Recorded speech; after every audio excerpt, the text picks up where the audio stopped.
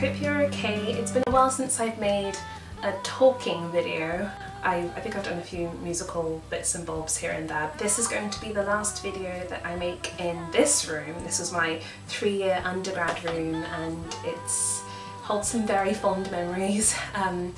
And it's really weird to have finished, and I'm literally packing up my room right now. I came back during the summer to get everything done.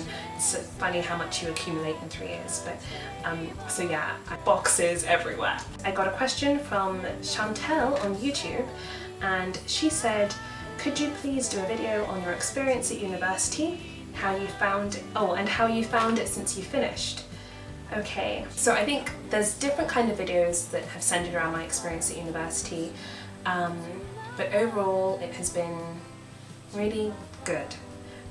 It's sort of just made me grow in so many different ways, and I'll start off with God because He's everything.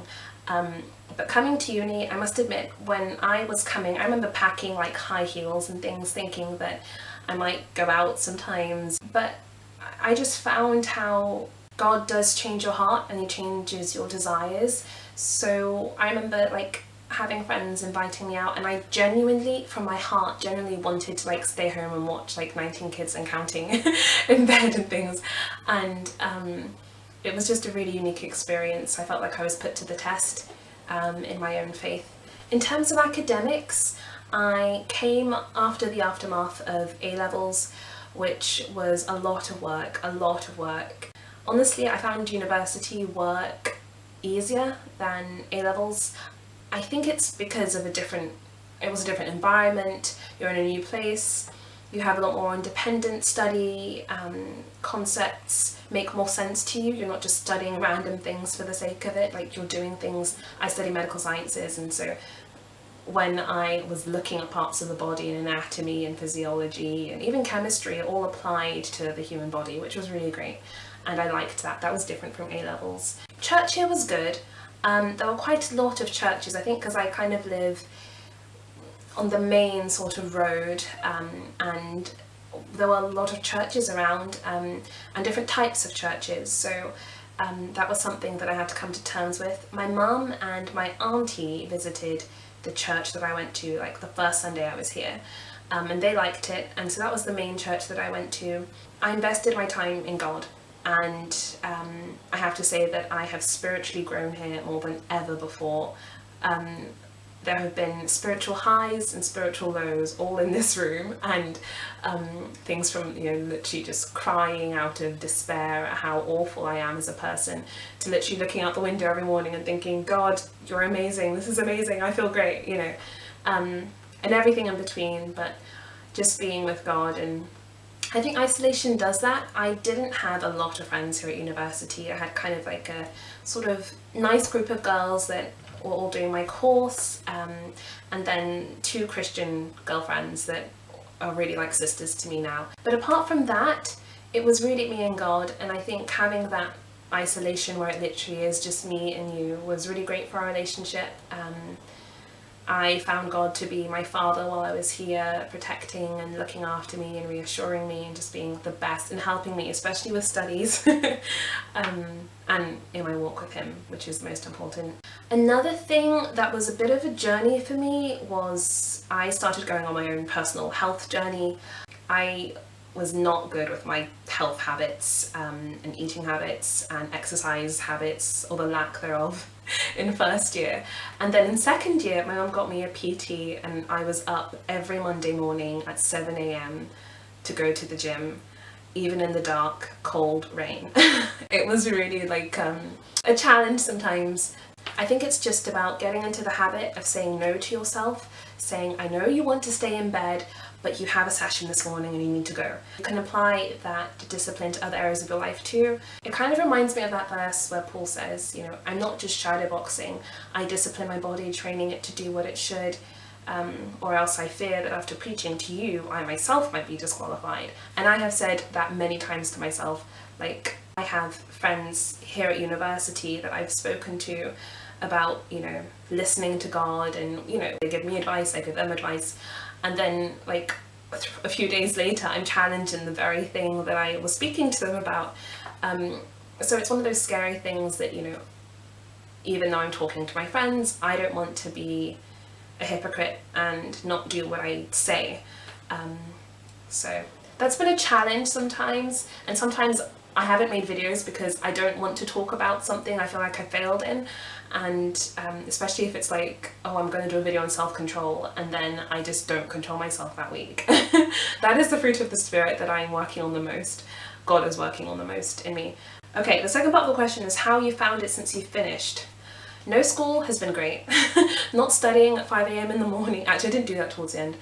Not studying a lot has been a really different change. If you're in a pattern of the past 10 years of just constantly studying and tests, it's just really weird to think like I'm nearing towards the end of that academia sort of. It's a nice thought, but I'm definitely going to miss it. I will say though that, you know, putting away my notebooks and all the different things that I've had through the past 3 years, it's extremely gratifying to feel like it was worth it.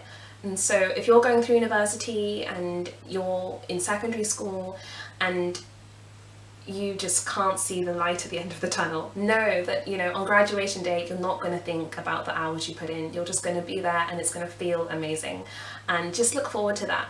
I think towards the end of studying it got to a point where I was like, I don't know if I can go any longer. And one analogy that I use is like when you're in the gym and your trainer says hold a plank for 30 seconds or 1 minute, for example. When it gets to about 45 seconds, you literally feel like you can't do it anymore. But then he starts counting 10, 9, 8, you know you only have 5 seconds left, and you just like, you have that inner edge of strength that just comes, okay, I can do this. And I felt like that at the end of 3rd year. I was literally like, my brain was, you know, just kind of, I don't know if I can do this. And God doesn't just help with that, God gives you that. God gives you the strength to finish, and it feels great to finish. Going back to my home church has been great post-university.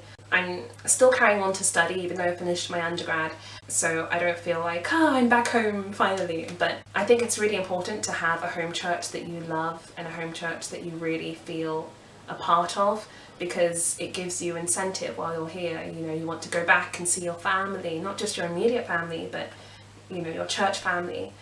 Going back home, and this is something I actually spoke to one of my friends about, she found the same thing, that it's a bit different in terms of relationship with God, because like there's other people there. I can't, you know, just talk out loud to myself all the time, as in talking to God, because like my mum's going to think I'm crazy. So, and I know she doesn't mind or anything, but you know, it is a bit different. And this is another point, because as a kid growing up, you know, it's family devotion, we're going to do family devotion, and everything is together.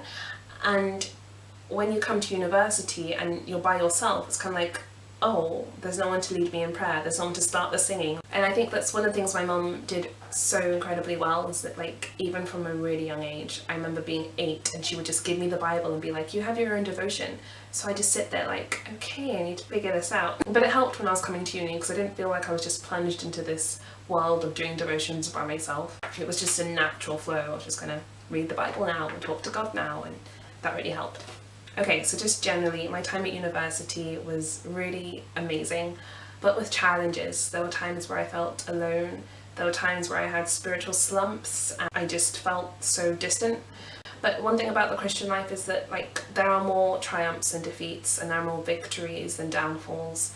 You just keep going, and you find that it gets better. It really does get better. And one of my favourite verses is, the way of the righteous is like the first gleam of dawn, which shines brighter and brighter until the perfect day. And another message, I think it was by Zach Poon, where he was saying like, a child, even though they fall down 100 times trying to walk, you don't see them just sit in the corner and be like, that's it, this is never going to happen. They just get up and they just keep going. But you have to just trust that God will give you victories, and just hang in there, and it does get better. It does really get better. And I guess in a bigger sense, when we get to eternity, all the struggles will be worth it.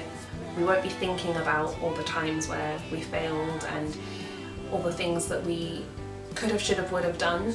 Oh, we might be thinking about that. But we won't be concerned about the privy things of this earth. We won't be concerned about like the grades we got, or the jobs we had, or the promotions we did or didn't get. We'll be in the light of God, in the light of eternity, and it will all be worth it. Have a great week, and I'll speak to you guys soon. Read your Bible and pray every day, and have a great summer. Bye.